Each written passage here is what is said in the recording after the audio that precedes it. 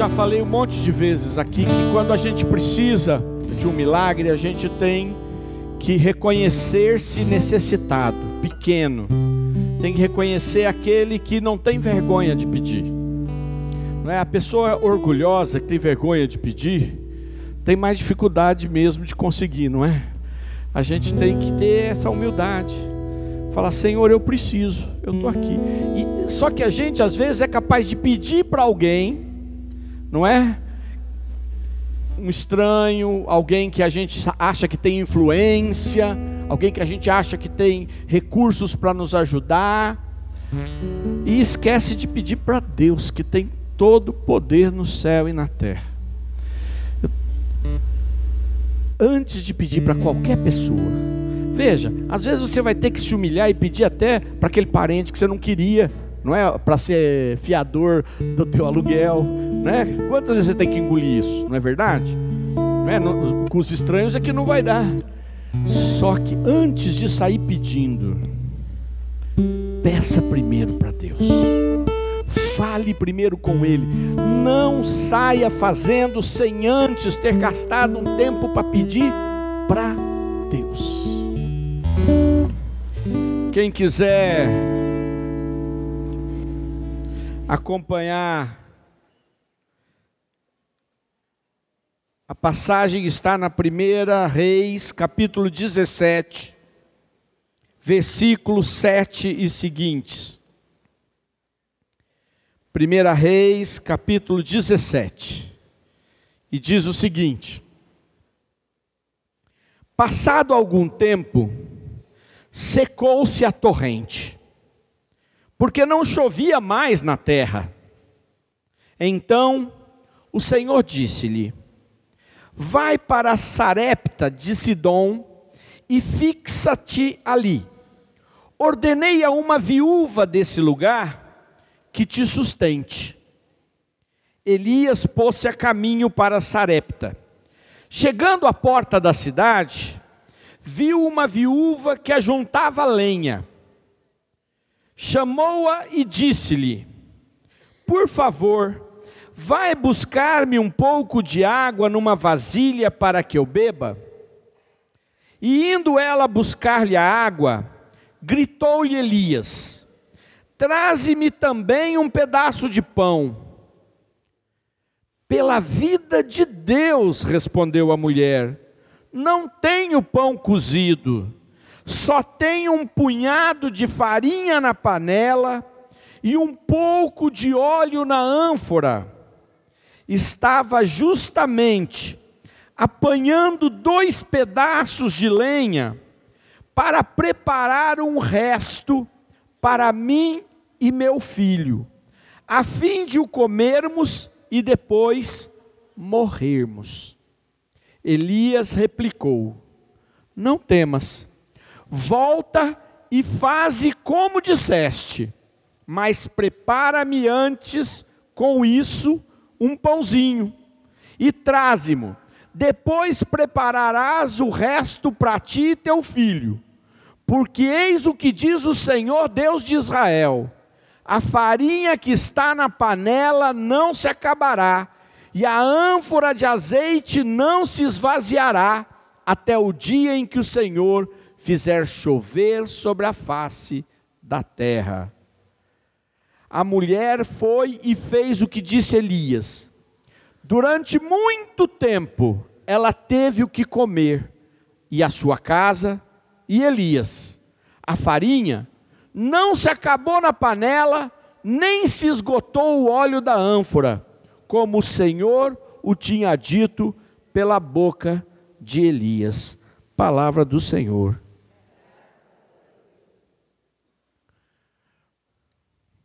Maravilhoso, né? Entenderam? Me parece bastante simples. Acabou a água. Sem água, miséria certa. Todo mundo começou a passar fome. Jesus fala para o profeta dele: você vai para uma cidade de fora, que não é de Israel, uma estrangeira. Você vai lá, Ele podia ter se negado, porque eles são tão xarope, não é? Os judeus, que ele poderia ter dito: não, Senhor, eu não vou numa estrangeira, eu não vou procurar um estranho. Mas ele falou: você vai lá que uma viúva vai te alimentar. Viúva, naquele tempo, significava alguém que já era por si só pobre, não tinha um marido, mulheres não podiam ter as propriedades, as mulheres não tinham como trabalhar para se sustentar, a não ser que outro da família, não é, assumisse a responsabilidade sobre ela. Inclusive, na lei de Israel, no Levítico e no Deuteronômio, diz lá para Israel que se uma mulher ficasse viúva, os irmãos tinham a obrigação de sustentar a que ficou viúva, porque senão ela ia morrer. Estava na lei, porque é lógico, né? Muitos caíam fora e deixavam a família do irmão morrer, né? Porque já era uma vida difícil. Naquele tempo, evidentemente, a vida era muito mais difícil. E ter que aumentar a boca para comer, né? E imagina, normalmente não tinha um filho só, não, tinha vários, né? E tinha que alimentar, queria todo mundo ir embora. Então tinha uma lei obrigando que a família cuidasse. Obrigando que a família cuidasse. É humilhante? É humilhante, mas é melhor do que morrer de fome, não é? Pois acontece que aquela mulher viúva tinha um filho só. E quando Elias viu a viúva, sabia que era ela. Na cabeça dele estava tudo tranquilo, ela deveria ter posses e o alimentaria. E ele então pede para ela trazer água para ele, o que ela aceita, até porque era costume, não é? Lógico, haviam aqueles que não faziam isso, como aquela discussão de Jesus com a samaritana. Mas de praxe, ela iria buscar água para ele, e aí ele pede para ela trazer pão. Ela fala: você está louco, cara? Eu não tenho pão feito, não tenho pão cozido. E eu vim buscar lenha para comer o restinho da farinha, fazer um pãozinho, comer eu e meu filho, e entregar nossa alma para Deus, que nós já não vamos ter mais nada para comer.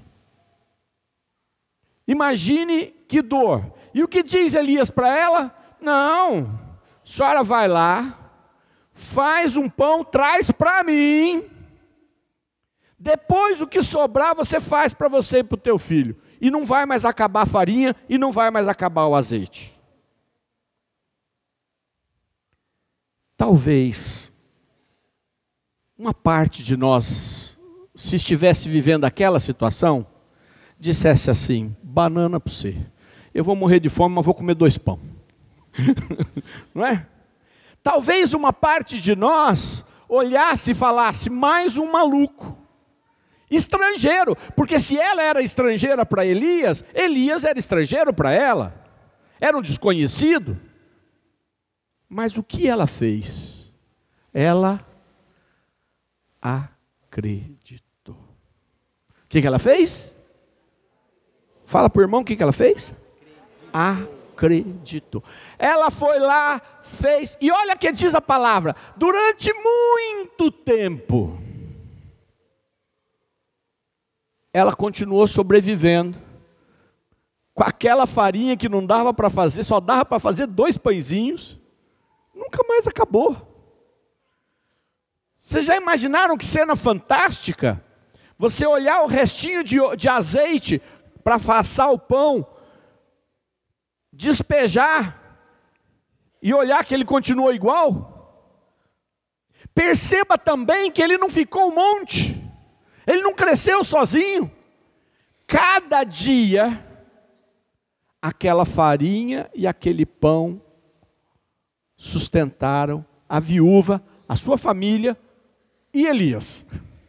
Sobrou para sustentar o estrangeiro. Mas sobrou quando? Tudo de uma vez? Quando? Cada dia. Todo dia ela tinha que fazer o exercício da fé. Todo dia ela tinha que fazer o exercício do milagre. Essa é uma lição fantástica para a gente. Fantástica. Eu fiquei me lembrando.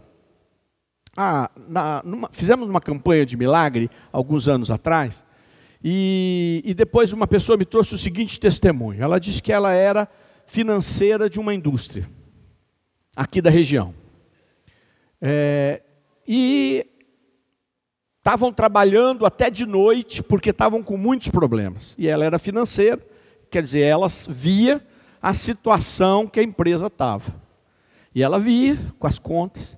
Aí um dia ela chegou para o patrão e falou assim: patrão, o senhor está vendo, eu sei a situação, o senhor está vendo, eu também sei, ela que fazia tudo, cuidava do financeiro. Ela falava: eu vou no grupo de oração lá na segunda-feira. O senhor deixa eu levar os livros financeiros da empresa que eu quero levar lá na campanha que nós vamos rezar. E ele falou para ela: pode vir trazer. E ela trouxe o livro uma vez. Na segunda vez ela falou para ele: vem comigo. Ele, muito sem graça, mas no fundo do poço, veio também. Não ficou, ela ficava sempre aqui à minha esquerda, e ele ficou para lá. E quando ele me deu o testemunho, ele me disse: olha, Sidney, não tinha solução. Eu não tinha como resolver meu problema. Ele falou: pois eu quero dizer que eu tinha feito uma pequena estação de tratamento para os dejetos industriais, que eu não conseguia terminar, e que a licença ambiental já também queria fechar meu estabelecimento. Além de eu não estar conseguindo pagar as contas, eu ainda tinha um problema, um passivo ambiental. Ele falou: e saiu um recurso para terminar a estação. E ele disse para mim assim, e eu fiquei pensando assim: eu vou pegar o dinheiro, vou pagar todo mundo e vou dar no pé. Porque eu não vou fazer a estação, né? Pegou o dinheiro, vou ficar devendo para o banco vai ficar atrás de mim, mas pelo menos eu me livro. Não é dos funcionários que vão, né, vou deixar eles em má situação, pelo menos eu pago a conta deles todos. E diz que veio naquele grupo pensando assim: amanhã, a hora que o dinheiro for depositado na minha conta, eu vou juntar a financeira, vou pagar todas as pessoas primeiro. E aí naquele dia pela manhã, ele recebeu o dinheiro, os funcionários ficaram sabendo, se reuniram com ele e disseram: olha, o senhor vai pagar nosso salário e depois nós vamos embora, nós vamos ficar desempregados. Então nós queremos fazer um acordo com você. E os funcionários fizeram um acordo com ele, e ele pôde terminar uma parte da estação, porque uma parte do dinheiro ele acabou usando. E a parte da estação que ele usou, os vizinhos tiveram que pagar um aluguel para usar, porque também não tinham aquela estação de tratamento. E ele aqui no grupo de oração, ele falou assim para mim: se eu fechasse a minha indústria hoje, e eu só vivesse do aluguel da minha estação, eu posso ir para a Europa todo mês. Ele falou assim: mas eu mantenho a indústria porque eles me salvaram.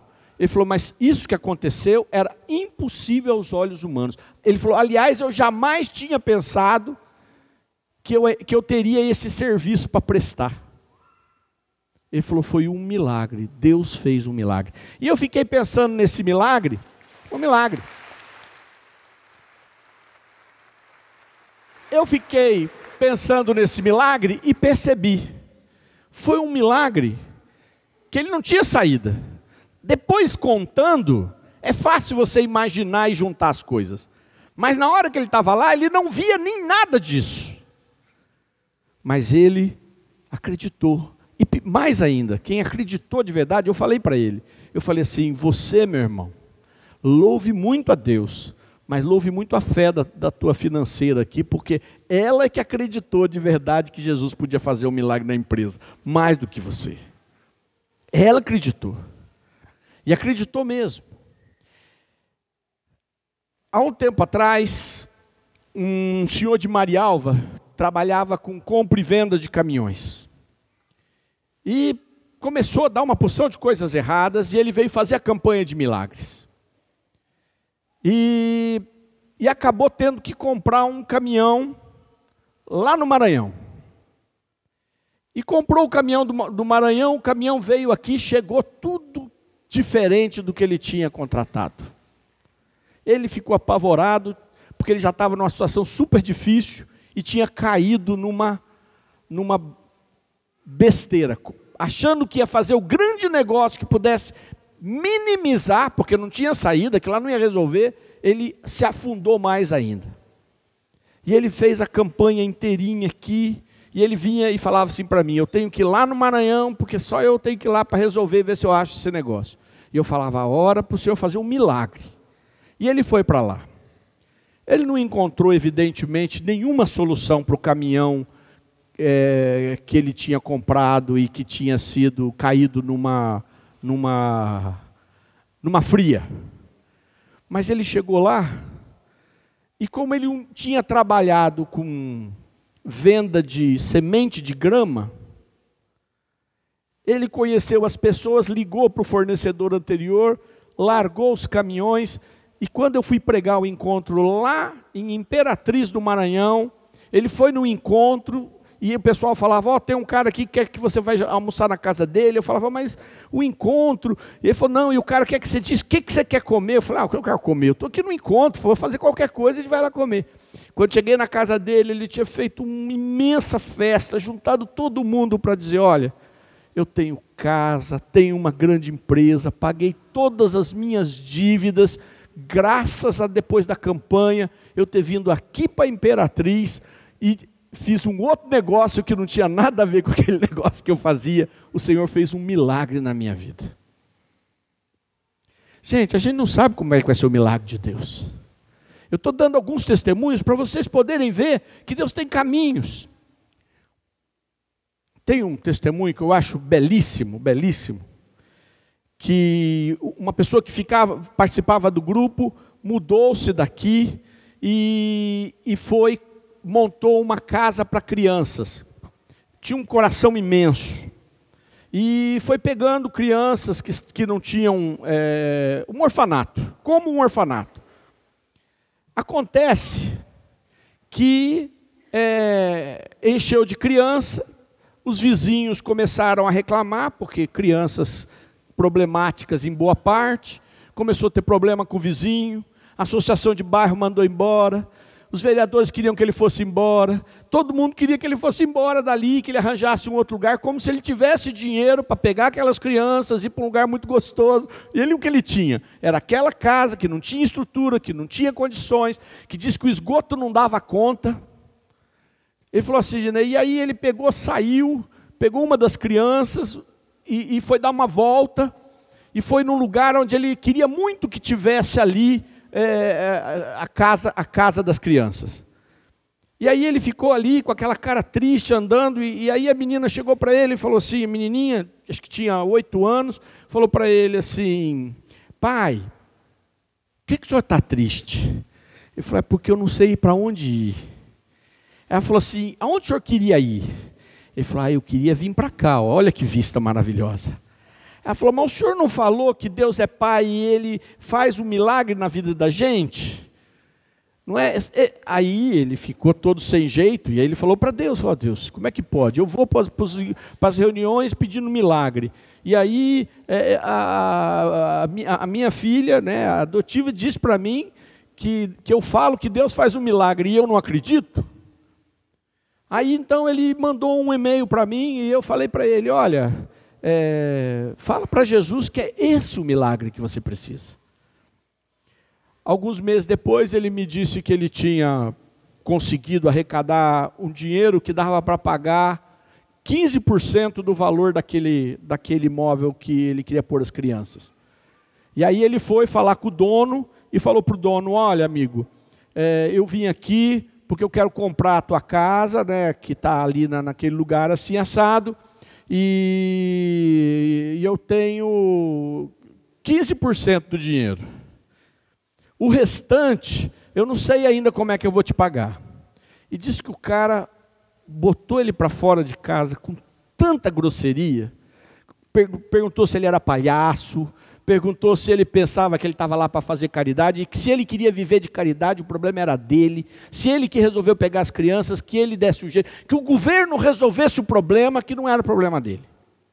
E ele foi para casa, falou, aí Jesus. E aí Jesus disse para ele ficou pensando, eu vou pedir para fulano, vou pedir para ciclano, vou lá falar com o prefeito, vou lá não sei aonde. E Jesus falou para ele, quem pode fazer milagre? Ele falou, você, Jesus. Ele falou, então pede para mim. Aí ele disse que juntava as crianças, pedia para Jesus que precisavam de uma casa, e depois sozinho, a hora que as crianças não estavam mais, ele falava: Jesus, você sabe que a casa que eu preciso é aquela, e eu só tenho 15% do dinheiro. E aí Jesus falou para ele: volte lá. E ele voltou lá, isso ele contando para mim. E ele chegou lá, o homem, quando viu que era ele, mandou o empregado botar ele para fora, não quis nem ouvir. E disse que o empregado falou assim: o senhor tem mais do que o senhor tinha, ou o senhor veio aqui com a mesma proposta? Ele falou: olha, eu só tenho aquilo mesmo, mas Deus me mandou vir aqui. Ele falou: pois o patrão falou que é para o senhor pôr o pé do senhor da porta para fora. E ele voltou para lá e falou: mas Jesus, por que você fez isso? Jesus falou assim: faz o que eu mandei. Igual Elias, igual Jesus falou para ele, igual o Espírito Santo falou para Elias: vai lá que uma viúva vai cuidar do você. Igual a viúva aceitou a voz de Elias e foi lá e cozinhou o pão e cozinhou o azeite, com o risco de ver tudo acabado e não fazer nem a última refeição. Diz que passaram-se um mês, ele recebeu 2 avisos de despejo, não é? Diz que foi a fiscalização ambiental, a fiscalização social, o Ministério Público para tirar as crianças. Só não tirou porque não tinham para onde levar. Não é? Porque é fácil você tirar de uma obra, né, se você não tem para onde resolver. Mas ele falou assim: mais autuação do que eu recebi eu não tinha. E eu falava: Jesus, e daí? Jesus falou assim: calma. Aí diz que depois de 1 mês e meio, quando ele estava com toda aquela papelada, ele recebeu um telefonema. E aquele cara falou assim: amigo, eu tenho muitos bens. E eu botei você para fora da minha casa.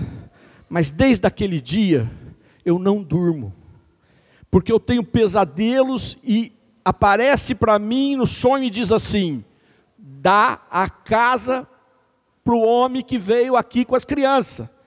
Ele falava: eu levantava de manhã, falava: que sonho perturbador. Eu dormia de novo e vinha o sonho e dizia: dá a casa para o homem das crianças. E eu estou te ligando, amigo, vem cá buscar a escritura e fica com os teus 15%, porque nem eles eu quero mais.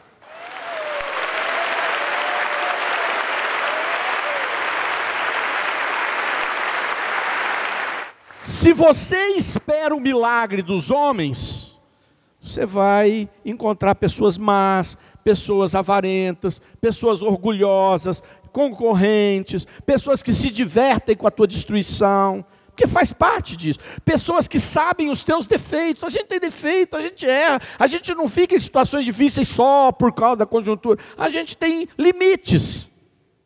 Limites. Então procura ajuda no Senhor.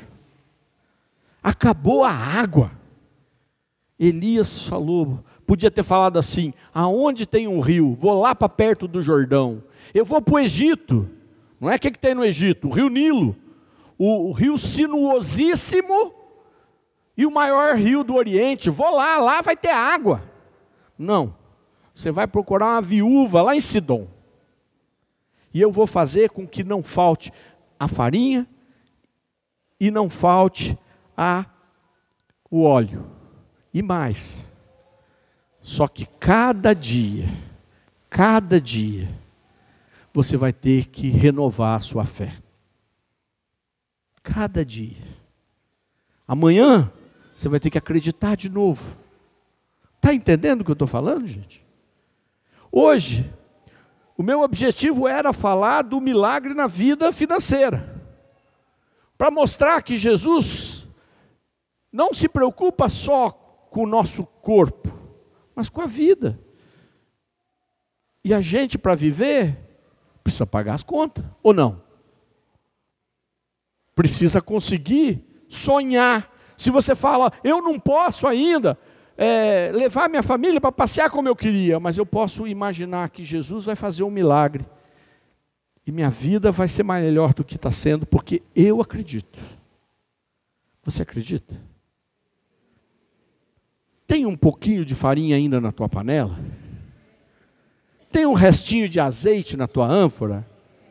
Então, meu irmão, não tenha medo de fazer um pãozinho a mais. Não tenha medo de repartir, porque o Senhor vai multiplicar. Amém.